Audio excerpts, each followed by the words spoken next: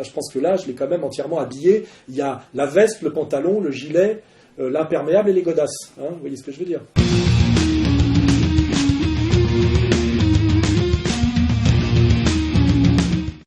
En Syrie, ce n'est pas un massacre de plus, mais sans doute le massacre de trop. Les troupes du dictateur Bachar el-Assad ont assassiné plus de 100 personnes dans la ville de Houla.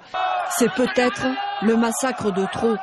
Des images épouvantables qui font le tour du monde depuis hier, où l'on découvre des corps d'enfants allongés sur le sol. Ils sont les victimes d'une attaque sur un quartier résidentiel dans la ville de Houla il y a 3 jours. Ces mères de famille blessées dans les bombardements demandent à Bachar al-Assad d'arrêter le massacre. Au lendemain des funérailles des victimes du massacre de Houla, le gouvernement syrien réfute toute responsabilité et persiste à accuser les terroristes. Une commission militaire et juridique va enquêter sur les circonstances de ce drame. Dans 3 jours, cette commission révélera ses résultats. L'un des hommes qui a été à l'origine de l'intervention militaire en Libye demande maintenant une intervention militaire en Syrie. Il s'agit de l'écrivain et philosophe Bernard-Henri Lévy. Il écrit une tribune dans plusieurs grands journaux européens. On ne peut pas continuer d'assister à tout cela dans l'indifférence, les bras croisés. Et est-ce qu'il faut aller plus loin, comme le demandait Bernard-Henri Lévy, vous l'avez entendu dans ce journal, et envisager une action militaire comme on l'a fait en Libye ? J'entendais Bernard-Henri Lévy évoquer une intervention armée. Elle n'est pas exclue, à condition qu'elle se fasse dans le respect du droit international, c'est-à-dire par une délibération du Conseil de sécurité. Même sans l'aval des Nations Unies, il faut arrêter le massacre en Syrie. Si on n'a pas l'aval, parce qu'il y a Alors on fait quoi ? Parce qu'il y a 2 États qui nous prennent en otage, la Chine et la Russie, qui se permettent de décider ce qui est droit et pas droit, ce qui est juste et pas juste, il faut trouver une solution. Alors on fait quoi ? Union européenne, Ligue arabe, ensemble ou par 2 communiqués séparés, appelant à une intervention humanitaire musclée, et l'OTAN prétend, mettant à disposition ses centres de commandement aux avions des pays concernés qui le voudraient pour mener cette opération. Autrement dit, Conseil de sécurité, bien sûr, c'est l'idéal. Mais on peut le contourner. Mais on peut le contourner, ce matin. Comme on l'a fait au Kosovo.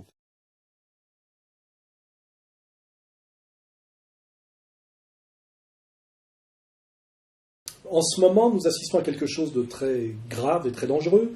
C'est que l'empire, que j'appelle américano-sioniste, thalassocratique, judéo-protestant, néo-capitaliste, hein, c'est le même monde, l'empire, après avoir... je dirais, pris le contrôle d'un des derniers insoumis du monde de la décolonisation qui était Kadhafi, a décidé de s'attaquer à la Syrie. Hein. Voilà, bon, j'en ai déjà parlé un certain nombre de fois.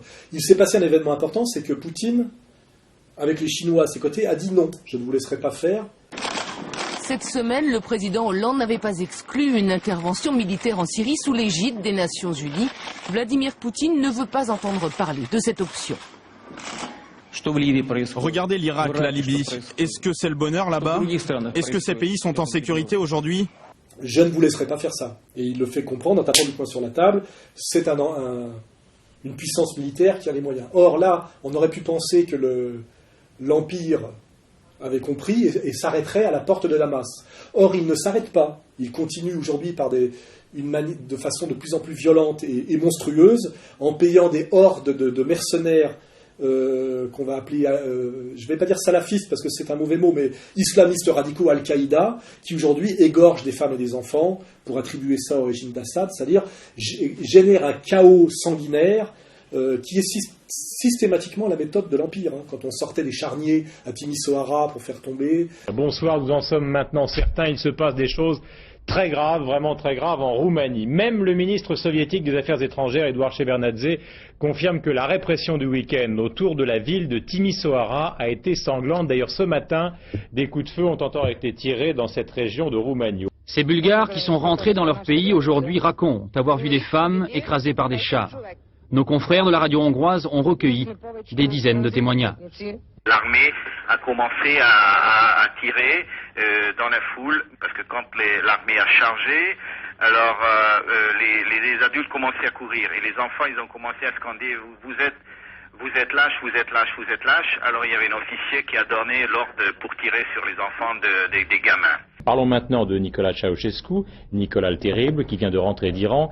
Il s'est précipité à la radio et à la télévision pour ressortir finalement une bonne vieille recette de tous les dictateurs du monde. Les violences sont, paraît-il, téléguidées de l'étranger. On peut déclarer avec certitude que ces actions terroristes ont été organisées et déclenchées en lien étroit avec des réactionnaires impérialistes, chauvinistes et avec le soutien de certains services de contre-espionnage. On voit toujours les mêmes, utiliser les mêmes méthodes pour disqualifier les mêmes au service de la même chose, c'est-à-dire manipuler l'opinion publique en jouant de la sensibilité humanisto-humanitaire, en assassinant des femmes et des enfants et en attribuant à l'autre. C'est l'Empire qui pratique systématiquement l'assassinat de femmes et d'enfants, que ce soit à Hiroshima, à Dresde, à Gaza, c'est l'Empire qui le fait. C'est un marqueur du satanisme impérial. Le monde de la virilité et de la tradition ne fait pas ce genre de choses. Il faut le savoir. Ou le fait à la marge et rarement et accidentellement, et ce n'est pas dans ses valeurs. Donc il est certain que les charniers qu'on trouve en ce moment et que les assassinats, les égorgements de femmes et d'enfants ne sont pas faits par l'armée régulière syrienne, mais sont faits par les rebelles al-qaïdistes payés par le Qatar notamment, entraînés souvent par la Turquie, passant par la Jordanie, etc. etc. On le sait tout ça, avec derrière le baratin de tout le système dominant, y compris Ramadan et Nab. Voilà. C'est pour ça que mes colères ne sont pas injustifiées, elles sont cohérentes, elles étaient anticipées et elles se vérifient de plus en plus d'ailleurs aujourd'hui. Et donc on voit aujourd'hui qu'on est à nouveau dans la guerre froide typique, où là ça se joue effectivement au Moyen-Orient, comme à l'époque ça se jouait par exemple en Indochine, où on a les Russes face aux Américains, on va dire tout simplement.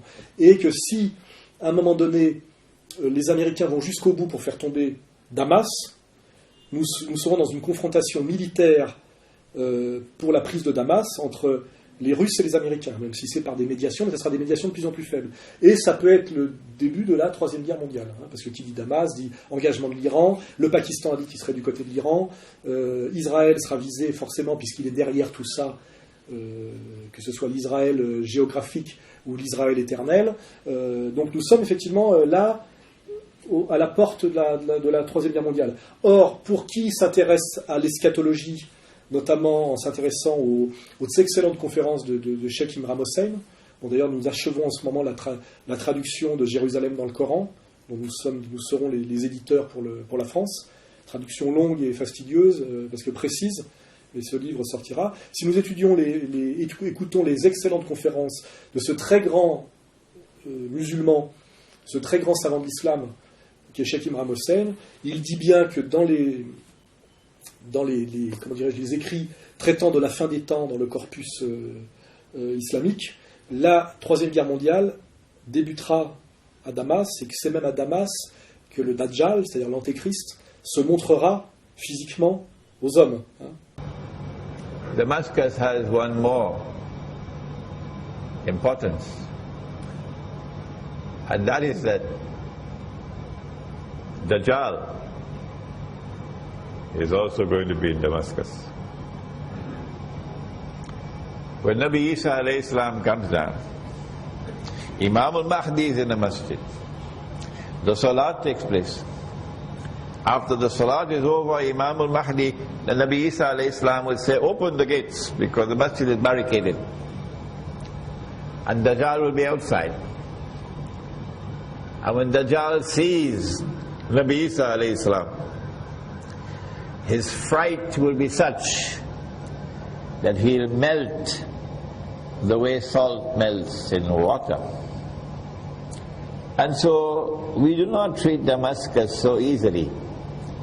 We do not analyze the uprisings and the insurrection in Damascus, in Syria, from a limited perspective.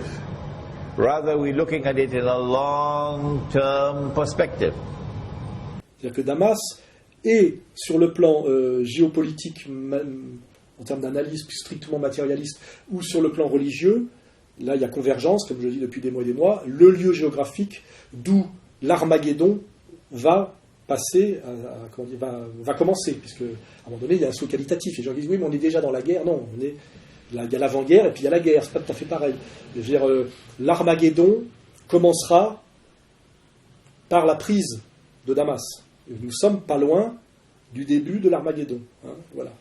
Donc, que les mystiques et les géopoliticiens matérialistes s'accordent pour le dire. Et pourquoi ? Parce que l'Empire ne veut pas renoncer à son projet de domination totale.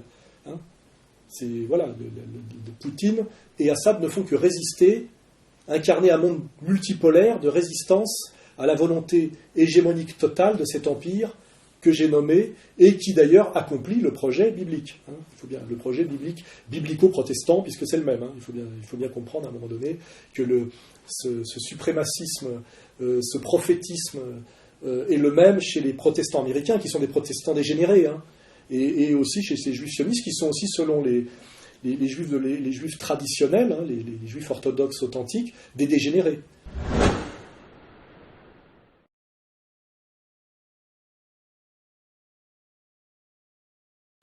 Oui, alors là, on voit effectivement, dans les conférences évidemment de Cheikh Ibrahim Hossein, il dit très bien sur les dangers qu'il y a de jouer à l'intérieur de l'islam de l'opposition sunnite-chiite.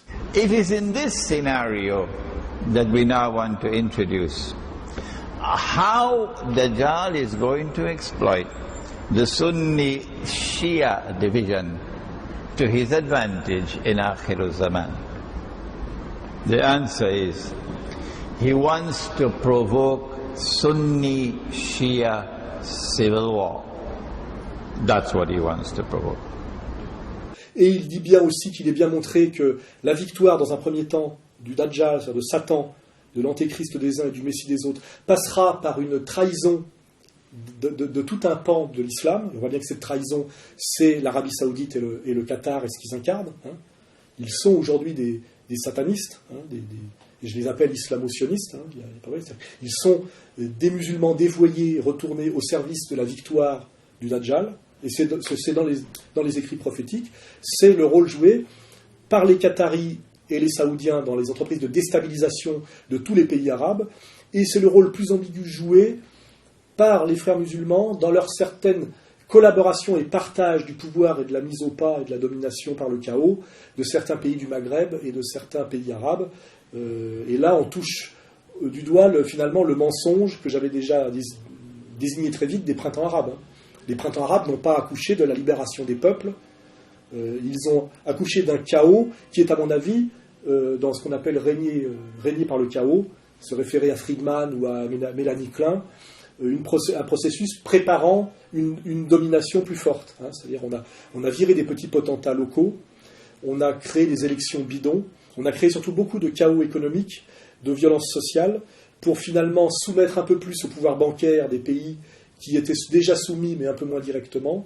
Et on gère du chaos social, à mon avis, par la religion, dans le but de leur faire subir une domination plus violente et plus grande. Et je l'avais dit, le marqueur pour ces peuples qui sont en révolte, c'est la solidarité à la cause palestinienne.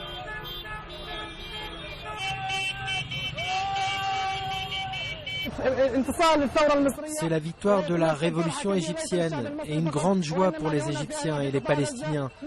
Nous comptons beaucoup sur notre frère Mohamed Morsi, le président d'Égypte, pour qu'il soit aux côtés des Palestiniens. Que ce soit le peuple tunisien, algérien, égyptien, le petit peuple est pro-palestinien. Et ce qu'il reprochait à ces élites, en général, c'est la soumission au sionisme par l'abandon de leurs frères palestiniens. Alors j'avais dit le marqueur, notamment pour l'Égypte. C'est compliqué ce qui se passe en Égypte. On voit que c'est une espèce de bras de fer entre l'armée qui est sous contrôle américain depuis la chute de Nasser et le ralliement de Sadat, et les frères musulmans qui sont dans une position, je le dis, assez ambiguë. La joie débordante des frères musulmans. Les islamistes revendiquent la victoire à la présidentielle en Égypte. Leur candidat Mohamed Morsi aurait remporté 52% des voix contre 48% pour Ahmed Shafik, le dernier Premier ministre du régime de Moubarak. Mais Ahmed Shafik conteste la victoire des frères musulmans. Quoi qu'il en soit, le pouvoir militaire de transition a veillé à limiter les prérogatives du futur président et il se réserve le pouvoir législatif en attendant un prochain scrutin. Difficile à dire, c'est un monde complexe. Mais bon, on voit bien que, quel que soit ce bras de fer entre les frères musulmans et l'armée, qui sera aussi un partage de pouvoir, le marqueur que j'avais désigné, qui était le blocus de la bande de Gaza, est-ce que ce blocus a été ouvert ou est-ce qu'il est resté fermé? La réponse, rien n'a bougé. Ce qui veut dire que rien n'a changé au niveau, en dernière instance, du pouvoir. C'est-à-dire que le peuple égyptien a été floué, et le peuple égyptien n'a pas pris le pouvoir, il n'est pas en train de prendre le pouvoir, car s'il prenait le pouvoir, c'est-à-dire qu'il était représenté par des représentants légitimes, la première mesure que feraient ces représentants légitimes, c'est de faire sauter le blocus de Gaza par la frontière, en ouvrant la frontière égyptienne.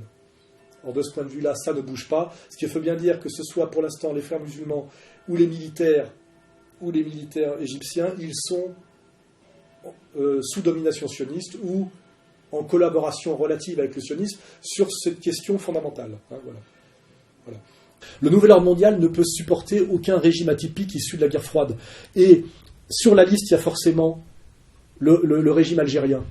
Le journal dresse ce matin, et comme une très large partie de la presse étrangère d'ailleurs, un portrait assez noir de l'Algérie, en évoquant une économie de rente qui ne stimule guère l'initiative, une vie culturelle anémiée par des courants religieux rigoristes, une classe politique encadrée par des réseaux occultes qui ne suscitent aucun espoir. Et bien sûr, il y a le souvenir de la guerre civile des années 90, une guerre qui a fait, on le rappelle, au moins 150 000 morts, et qui dissuade aujourd'hui, nous dit The Guardian, les Algériens de suivre les exemples tunisiens et égyptiens.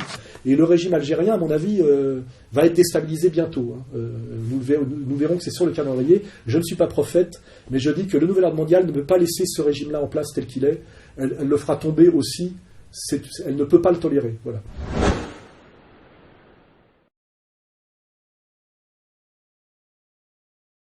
Oui, alors en Algérie, il y a deux questions. Je l'ai dit récemment, et c'est une intuition, et ça va se vérifier parce que c'est une intuition intellectuelle. Le système, l'oligarchie mondialiste qui est en train de mettre au pas un certain nombre de régimes atypiques, elle vient de négocier avec la junte birmane, même les Birmans. Il y a quelques mois encore, la Birmanie était l'un des pays les plus fermés au monde, une dictature militaire, un pays qui avait une icône, Aung San Suu Kyi, emprisonnée durant 20 ans, prix Nobel de la paix, et subitement, le pays s'ouvre sans violence. En mettant l'autre bidon, là, qui est en fait un agent anglais, plus ou moins en avant, ça veut dire que la junte birmane, pour ne pas perdre totalement son pouvoir économique, a dealé avec l'Empire, c'est ce que ça veut dire. En ce moment, il y a des mises au pas de ceux qui n'ont pas voulu céder le pouvoir, et sinon des tractations, mais on est passé à une phase, effectivement, même l'éviction de Berlusconi, qui va revenir comme anti-européen dans le jeu politique italien, ce qui est très intéressant. Il va se révéler finalement comme un néofasciste sympathique. Voilà. Les néofascistes dans l'histoire italienne, c'est des termes que je n'ai pas peur d'employer. Je ne suis pas Mélenchon, moi. Je suis dans le sérieux. Voilà. On voit très bien que l'Algérie, l'oligarchie mondialiste, quelle que soit la perfidie, la subtilité, l'ambiguïté, l'ambivalence de la junte militaire algérienne, l'oligarchie mondialiste ne laissera pas en l'état le régime algérien. Elle fera tomber l'Algérie comme elle a fait tomber la Libye, et donc elle fera tomber ce régime laïque et militaire par effectivement quelque chose qui avait échoué dans les années 90, par effectivement une poussée d'islamisme radical de type Al-Qaïda, etc. Elle essaiera de le faire à tout prix. Car effectivement, l'Algérie, malgré tous ses défauts, est un pays antisioniste officiel qui interdit les Juifs de revenir dans ce pays de leur trahison par le décret Crémieux. L'Algérie sera prochainement attaquée, comme a été attaquée, de la même manière qu'a été attaquée la Libye. D'ailleurs, quand il y a eu le colloque de comment ça s'appelle cette espèce de truc du pays arabe là, je sais pas comment ça s'appelle, la Ligue arabe, quand le délégué qatari a dit au délégué algérien, vous êtes les prochains sur la liste. Voilà. Donc voilà, ça se fera bientôt. Et là, il y a une situation intéressante, c'est que ça se fera par de l'alcaïdisme et de l'islamisme radical, présenté comme de l'islamisme authentique. Et l'autre grand enjeu de ce scrutin, c'est le score que vont faire les islamistes. C'est une question qui est évoquée ce matin par le quotidien algérien El Watan, qui raconte que la lutte entre les différents partis islamistes, aujourd'hui au nombre de 7, est devenue plus impitoyable qu'avant. Contre exactement le régime bassiste, des laïcs et des militaires, il y aura le même baratin. Là, je pense que la position de Ramadan va être intenable. Pourquoi ? Parce que l'immense majorité des musulmans français sont des franco-algériens. Et même s'ils sont musulmans, ils sont très profondément nationalistes algériens. C'est d'ailleurs leur contradiction que je montre du doigt. Ils ne supportent pas les nationalistes français. Ils vous disent que l'islam, bien compris, interdit le nationalisme, ce qui est faux. La Oumma, qui est une communauté spirituelle, n'interdit pas, par ailleurs, d'être un national. Hein. Ce sont deux niveaux d'articulation, un peu comme dans le christianisme, quand Jésus dit rendons à César ce qui est à César et à Dieu ce qui est à Dieu. Hein. Il y a un peu il y a tout à fait la possibilité dans l'islam d'être patriote et musulman. Hein. C'est tout. Vous pouvez chercher, vous trouverez. Il n'y a pas de problème. Donc, et d'ailleurs, c'est démontré je dirais de toute façon par la pratique, c'est que les musulmans franco-algériens sont incroyablement patriotes quand il s'agit de l'Algérie. Ils sont même un petit peu durs sur la critique. Et ils ne laisseront pas détruire l'Algérie, malgré toutes les critiques qu'on peut en faire. Et là, ils seront violemment pris dans une contradiction qui est leur attachement à l'Oumma et leur attachement à la nation algérienne. Et cette contradiction sera totalement incarnée par Tariq Ramadan, qui, en tant qu'agent qatari, sera obligé d'accompagner la mise au pas et la destruction du régime laïque et militaire algérien au nom de l'internationalisme musulman, des révolutions de Jasmin, etc. Et là, je dis, c'est la morale immanente et la vérité sur la longue durée. C'est que Ramadan, qui est déjà très en porte-à-faux et qui ne répond à aucune de mes questions. Alain Soral, ce sont les deux que vous m'avez cités que je connais. Plaisanter, quoi. Alain Soral, il est dans un délire de conspiration généralisée. Moi, je suis. Oui, moi, je parle de la série. Je parle pas de la pensée de Soral. Je m'en fiche de Soral. Non, c'est pas ça. C'est pas mon mentor, Soral. Attendez, vous ne pouvez pas vous appuyer sur ce qu'il dit sans savoir d'où ils viennent et me dire ils sont indépendants ou alors vous enlevez indépendants. Mais pourquoi Alain Soral ne serait pas indépendant? Pourquoi Alain Soral ne serait pas indépendant? D'abord, vous fermez ceci, vous me demandez de le faire. C'est ok. On va arrêter les questions. Et qui est en train de perdre beaucoup de monde. Hein. Il est contesté de plus en plus en France. Et je dirais qu'il a, comme représentant de l'islam, il a mangé son pain blanc. Tant mieux, puisqu'il a joué un rôle utile, je l'ai dit, et maintenant il faut que ce soit les musulmans français qui parlent de l'islam en France, et des musulmans en France, et pas un Suisse d'origine égyptienne, payé par les Qataris pour enseigner dans une université anglaise. Hein. Là, je pense que là, je l'ai quand même entièrement habillé. Il y a la veste, le pantalon, le gilet, l'imperméable et les godasses. Hein. Vous voyez ce que je veux dire, hein. Ça va être très difficile pour lui de répondre là-dessus. Moi, je suis un Français en France, payé par lui-même. Il ne faut pas oublier. Hein. Voilà, c'est pas du tout la même chose.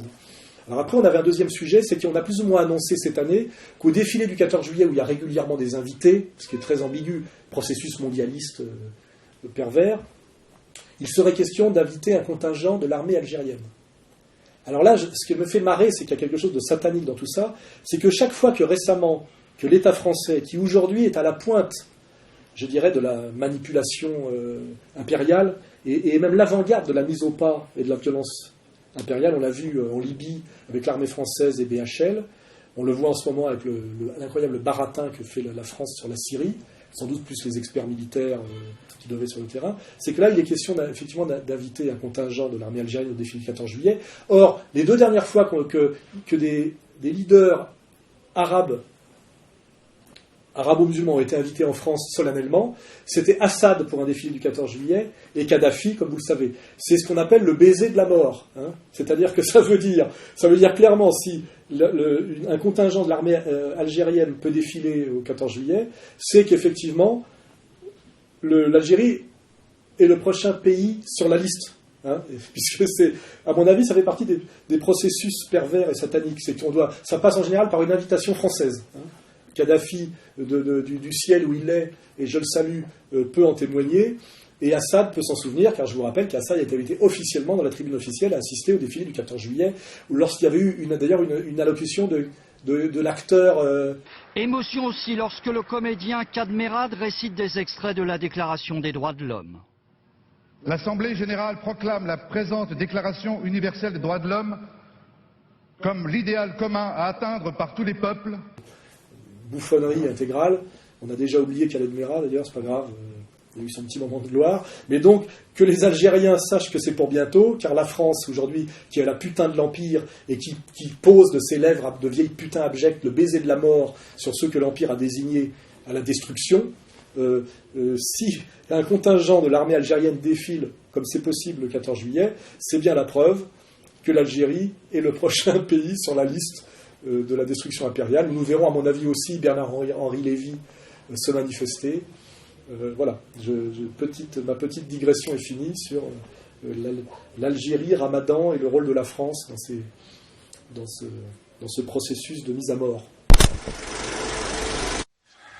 Good afternoon, everybody. For over 4 decades, the people have lived under the rule of a tyrant who denies them their most basic human rights. We must keep on with the NATO mission and bring him to justice. Qu'il quitte le pouvoir. Et après, toute la discussion est possible. I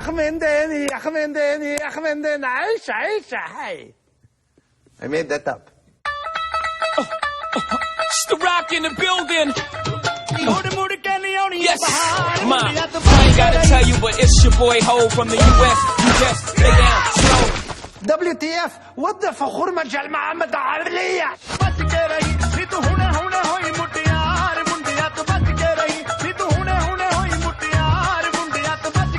Oui, alors là, moi je ne l'ai pas vu le film encore. Ce cinéaste, je trouve très ambigu. C'est évidemment un Israélien produit par Hollywood.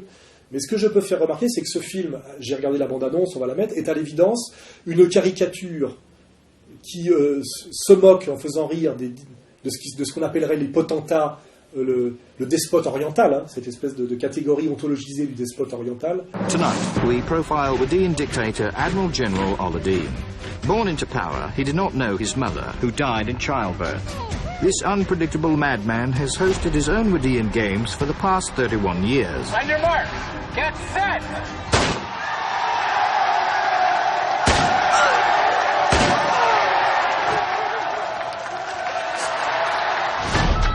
Ce qu'on oppose toujours au modèle démocratico-civilisé occidental, ce qui est très ambigu quand on regarde la réalité des faits, mais qui renvoie à des espèces de dichotomies civilisation et carnage, sur le monde blanc chrétien et le monde du despotisme oriental, qui l'un amènerait à la démocratie, l'autre à la dictature systématiquement. Tout ça est contredit par la complexité de l'histoire et par les faits, mais c'est pas grave. Mais en tout cas, on a dans ce barbu là, dictateur la caricature grotesque et très humiliante pour le monde, pour la civilisation arabe, effectivement, d'un homme politique majeur arabo-musulman selon ses valeurs ne peut être qu'un dictateur sanguinaire, cruel, comique, dérisoire, etc. Je n'ai rien contre ce genre de film, et il est même possible que le film soit drôle. Selon Gilad Atzmon, il est dramatiquement pas drôle. J'ai une copine qui est peut-être moins cultivée que Gilad Atzmon qui m'a dit que c'était rigolo. J'en sais rien, il faudrait que j'aille le voir. Ça me fait chier de filer de l'argent à Mammon et à Hollywood, mais j'irai le voir. Ce qui est certain, pour rebondir, c'est que quand Dieudonné fait son film antisémite, qui est effectivement de faire une grosse comédie bouffonne en caricaturant une autre communauté, de façon, à mon avis, moins agressive, hein, là, on crie au scandale. Personne ne crie au scandale qu'on déshonore, qu'on humilie, qu'on ridiculise et qu'on caricature le monde arabo-musulman. Hein. Donc on voit bien là qu'il y a un plein pouvoir. La machine de guerre qui est Hollywood sur le plan idéologique pour systématiquement, par le rire ou par la peur, montrer l'arabo-musulman et le monde musulman comme un monde qui amène systématiquement à la violence, à la dictature, à frapper les femmes. Donc à quoi sert ce Sacha Baron Cohen ? Qu'est-ce qu'on penserait si on faisait le même film à l'envers ? Et surtout, je vais faire une remarque. Dans tous les films depuis l'après-guerre, il y a toujours le personnage négatif du mafieux sicilien, du proxénète antillais, du beauf français, on voit bien dans Dupont-la-Joie, joué par, petite remarque d'ailleurs, joué par Victor Lanoux. Et j'ai mis très longtemps à savoir que Victor Lanoux, qui incarne le beauf dans les films Un éléphant, sa trompe est en film de Sautet, je crois, ou avec les dialogues de Dabadi, alors je me dis, ouais, ce beauf français, finalement, en fait, il s'appelle Robert Nataf, c'est un juif. Il faut le savoir. C'est un juif. Donc, c'est-à-dire, toute sa vie, il a finalement joué très agréablement un personnage pour disqualifier finalement le français de base. Faire le français de base, c'est un gros con raciste, macho, etc. C'est mignon votre petite croix là, c'est à vous ça ? C'est ravissant, Léon. Oui. Alors écoutez, là, je vais en parler avec ma fiancée parce que je ne suis pas le directeur. Mais ne quittez pas. Tiens, darling, t'es gentil, tu veux prendre l'idiot du village ? Parce que moi. Mais écoute, tu pourrais cacher l'appareil quand tu parles comme ça. Allô ? Alors ça va les comiques là ? Bouli, ah. Bouli, t'as pas retrouvé mon portefeuille dans le vestiaire ? Si, on me l'a posé au bar. Attends, viens, tu vas voir. Quoi donc ? Oh, pardon, excusez-moi, madame Idjoudjan, hein, je regarde pas, hein. Bonjour madame. C'est ici qu'il y a une douche qui fait du foin là? Hein? Oh pardon, excusez-moi. Ah bah ils l'ont ri. En effet, hein. Alors moi j'aimerais bien poser la question, tout le monde y a droit dans les stéréotypes cinématographiques. Hein? Le chinois fourbe et cruel. Okay. Let's try one more time. Who do you work for?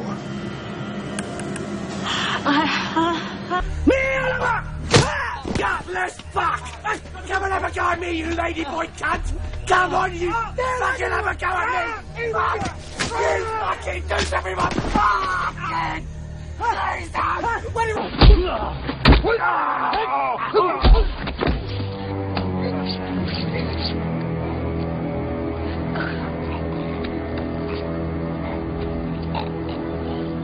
Le mafieux sicilien, calabrais, tout ce que vous voulez. Don Vito Corleone and his son Michael both had seen the ones they loved most cut down before their eyes. Both had killed as an act of vengeance.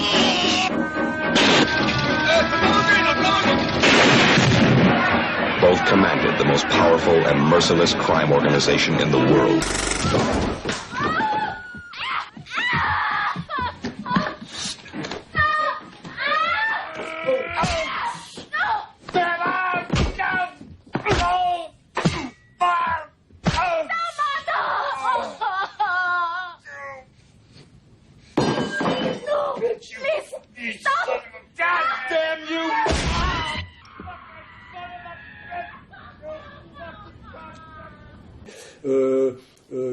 Évidemment l'allemand nazi. Herr Eichmann, my name is Captain Abner Less. I'm told that you are willing to give us your version of your role in this Third Reich. Well, let's begin.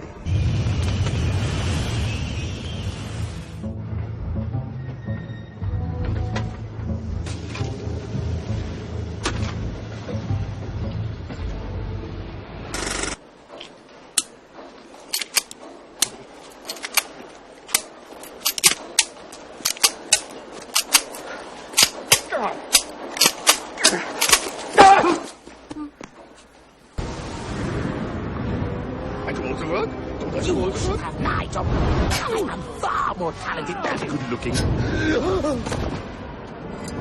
Hey, General! Welcome back, General von Ternen.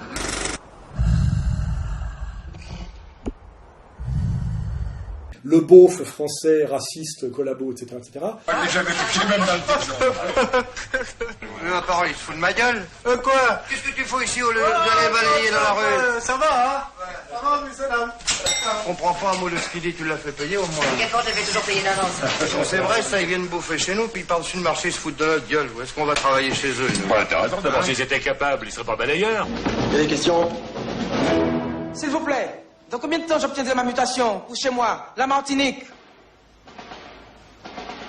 2 ans maximum. Oui, mais si tu adhères à la GGT, ça risque d'être moins long. Parce que nous, à la GGT, ce qu'on veut, c'est que les Noirs retournent le plus vite possible d'où ils viennent. Dieses Volk wird von der Erdoberfläche verschwinden, ausgerottet und ausgemerzt. En zone occupée, votre police rafle elle-même. Sous notre entière autorité. Il n'y a jamais de personnage de juif négatif. Le juif est toujours une victime, un être merveilleux, un virtuose, etc.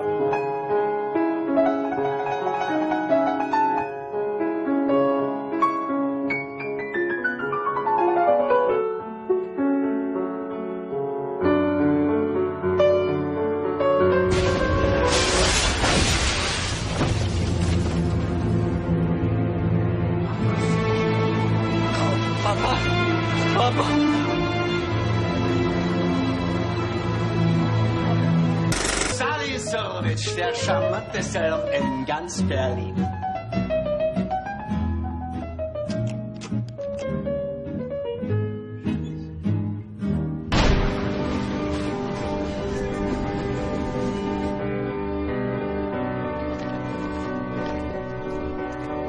Nummer 75.517.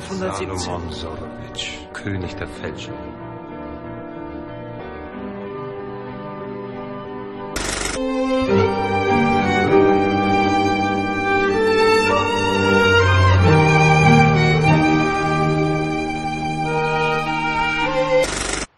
Avez-vous jamais porté une étoile jaune sur la poitrine?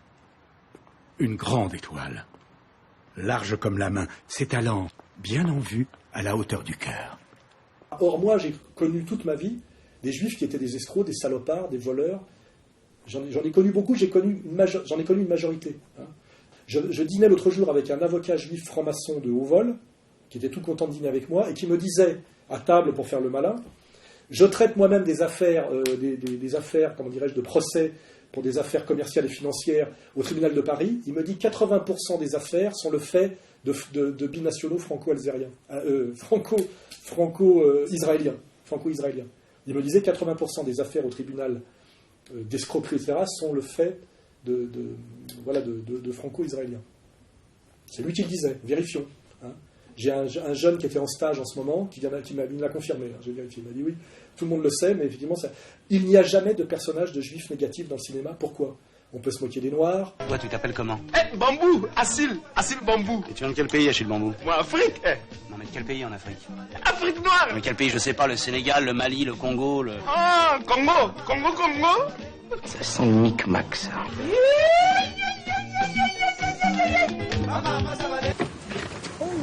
Shit. Starsky, this your ride? Uh-huh. Damn. You just moved up a notch in my book. That puts you at notch 1. I like your Lincoln. It's the 76. It won't be out till next year. But I know some people that rob some people. So what do you hear on the street these days, Huggy?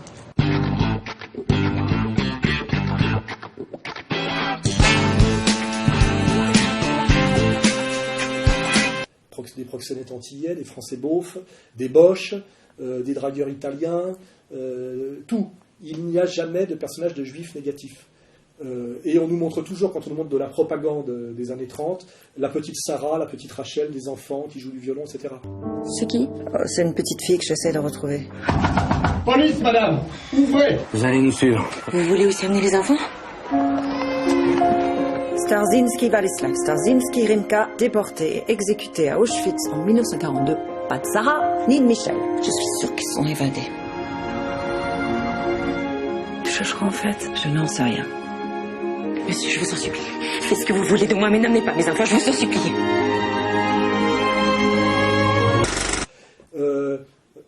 Où sont, dans les Bernard-Henri Lévy, où sont les Stavisky, où sont ce que j'appelle tous ces prédateurs nomades, ces fauteurs de guerre? Ils ne sont jamais nulle part. Pourquoi? La question. Est-ce que ça serait de l'antisémitisme? C'est de l'incitation à la haine raciale de montrer qu'il y a des mafieux en Sicile? Il y a le peuple sicilien et la mafia sicilienne. On ne fait pas l'amalgame. Tous les Allemands ne sont pas nazis, on le sait très bien, on fait quand même des films sur les nazistes. C'est de l'incitation à la haine raciale envers les blonds aux yeux bleus. Comment se fait-il qu'il n'y ait jamais de personnage négatif de juifs depuis 1945, alors que moi, personnellement, dans ma vie, j'en ai rencontré beaucoup. Escrocs, menteurs, voleurs, délateurs, ratonneurs. Vous voyez? Ça, c'est une vraie question à poser. Sacha Baron Cohen peut s'amuser à ridiculiser, à caricaturer le monde islamo-musulman. Où est l'équivalent? Le seul qui a osé le faire, c'est Dieudonné. Voilà. Dieudonné, on a interdit la projection de son film à Cannes, au marché du film. Hein. C'est totalement illégal. Hein. Ce qui veut bien dire que c'est aussi une succursale de la synagogue. Hein. Voilà. C'est pas moi qui le dis, hein. C'est une citation de Woody Allen, hein. Dont on ne parlera pas de la sexualité déviante. C'est un autre sujet. Voilà, je dis bien, comment se fait-il que tout le monde, toutes les communautés du monde, je ne parle pas des Noirs de ghetto, dans les films américains, tout le monde a droit à son personnage, à son archétype négatif.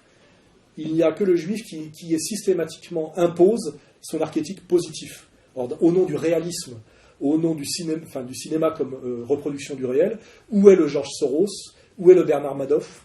Pourquoi personne n'ose-t-il créer un personnage comme ça? Et qu'est-ce que ça démontre en termes de pouvoir, et je dirais même de dictature. Hein, voilà. Donc, je dis, puisque Sacha Baron Cohen a le droit de faire son film de propagande rigolo, peut-être rigolo d'ailleurs, anti-arabo-musulman, ce qui fait partie de nos libertés, et ce à quoi je suis attaché. Hein. Pour moi, il n'y a pas de sacralité, etc. Hein. Je suis, de ce point de vue-là, un Français. J'estime que Dieudonné a tout à fait le droit de faire l'antisémite. Hein, ce film-là, qui est un film, on va dire, symétrique. Et je ne vois pas au nom de quoi Dieudonné serait persécuté, son film interdit, tenté d'être interdit par la LICRA, À chaque fois les mêmes je sais pas quoi, le CRIF, Monsieur Prasquier, né en Pologne. Voilà, je pose la question. C'est une question de bon sens, mais qui déjà demande un immense courage. Hein. Voilà. Donc, où en sommes-nous aujourd'hui en France? Pour que en posant cette question, je risque pratiquement la mort. Voyez. Voilà. Je ricane. La présentation est on ne peut plus cérémoniale. 7e président de la 5e République. La photo officielle du président de la République a été dévoilée en grande pompe. Un portrait réalisé par Raymond Depardon. François Hollande est photographié dans les jardins de l'Élysée à l'ombre des arbres. Ce portrait officiel a été pris le 29 mai. La séance a duré une demi-heure. Le photographe devait tenir compte de certains critères. Il faut qu'il regarde, donc ça veut dire qu'il regarde toute la France, tous les Français. Un rappel de l'Élysée, parce qu'il n'y avait pas d'autre solution. Et si on ne voit pas l'Élysée, moi j'ai essayé de faire, voilà, ça fait Parc de Saint-Cloud, je ne sais pas quoi. Et puis, le drapeau tricolore avec le drapeau européen. Vous l'avez vu? Bah oui, on vous a vu. Hein? Ma nouvelle photo? Ouais. Hein, c'est bien loin. Ouais. Vous l'avez vu? Je l'ai vu. Vous aussi. Je suis bien sur la photo. Ah oui. Mais là, quand je parle par le football, par la haine communautaire, par la haine de soi imposée à la France, par le travail des éducateurs trotskistes, par la mainmise du sionisme sur la France, par l'image négative du français de base, produite par tout le cinéma de gauche, à travers notamment Robert Nataf, nous arrivons à un moment donné effectivement à une France pré-balkanique, où la France est en train de disparaître. Et nous avons aujourd'hui un président de la République qui s'appelle Hollande, ce qui est assez drôle. Hein. De Gaulle s'appelait De Gaulle. Mendès France, il y avait encore France derrière Mendès. C'était élégant, même si c'était derrière, pas devant. Mais là, on est Monsieur Hollande, n'est-ce pas? Soumis à toutes les oligarchies, à toutes les mondialistes, nomades, etc. C'est une évidence. Le pauvre, il n'a pas le choix. Et il fait une photo officielle où il a une tête de ce qu'il est, on dirait un pharmacien de province atteint de constipation. Enfin, c'est pas... La France était quand même la grande nation. Quand on arrive au bout du bout à avoir ça comme premier des Français, espèce de petite chose qui ressemble effectivement à un dessert aux algues, à un chat coupé. Enfin voilà, la photo, elle dit bien.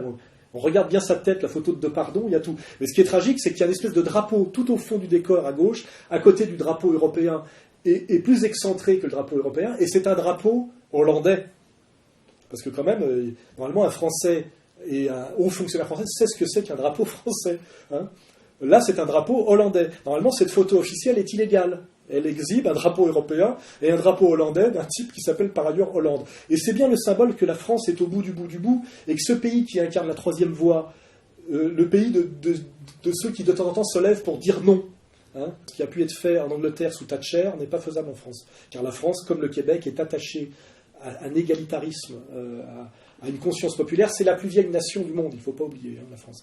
Hein, les Grecs ont inventé l'État-cité, nous avons inventé l'État-nation, ce n'est pas rien. Et c'est ça qui doit être détruit aujourd'hui, car l'Empire a bien compris que ce qui pouvait résister à l'Empire à cause de sa vision du monde et de son échelle quantitative, pour des raisons qualitatives et quantitatives, c'était la nation et rien d'autre.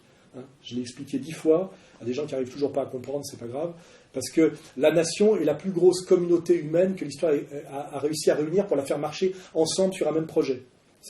Parce que l'Empire n'est pas une entité, c'est une nation qui règne sur d'autres nations, hein, il faut le savoir. La plus grande communauté humaine créée par l'histoire, c'est la nation. Et seule une coalition de nations peut s'opposer à la violence et la déferlante impériale. Pas les régions, voilà, pas malheureusement la Houma non plus, pour des tas de raisons qui sont leur sujet, mais que Chekim Ramossen explique très bien. Voilà. Donc la nation a été inventée par la France, la nation est, comment dirais-je, l'arme de résistance efficace et qui peut triompher dans une logique de coalition de nations à la volonté d'hégémonie définitive de l'empire mondialiste. Et la nation française, puisqu'elle a inventé cet outil efficace, doit être détruite. Voilà. Et elle sera détruite bientôt dans ce processus de destruction. Après la Syrie, après l'Algérie, nous passerons par la destruction de la France. La destruction de la France se fait déjà par l'Europe fédérale et l'Europe des régions, se fait par l'allégeance totale de nos élites à tout ce qui est anti-français, Bilderberg, siècle, franco-américaine. Il faut voir qu'au sommet de l'État français et au sommet des élites politiques françaises, il n'y a que des anti-français. Après Hollande, nous aurons droit à Copé. Je ne vais pas vous faire un dessin sur ce qu'est Copé. Voilà, donc la France sera détruite. Est-ce qu'à un moment donné, alors un sursaut, est-ce qu'une Jeanne d'Arc arrivera et est-ce qu'elle triomphera finalement et participera à cette victoire sur l'Empire satanique ou est-ce qu'elle sera détruite dans ce combat? Je ne le sais pas, mais c'est le combat de demain, c'est clair.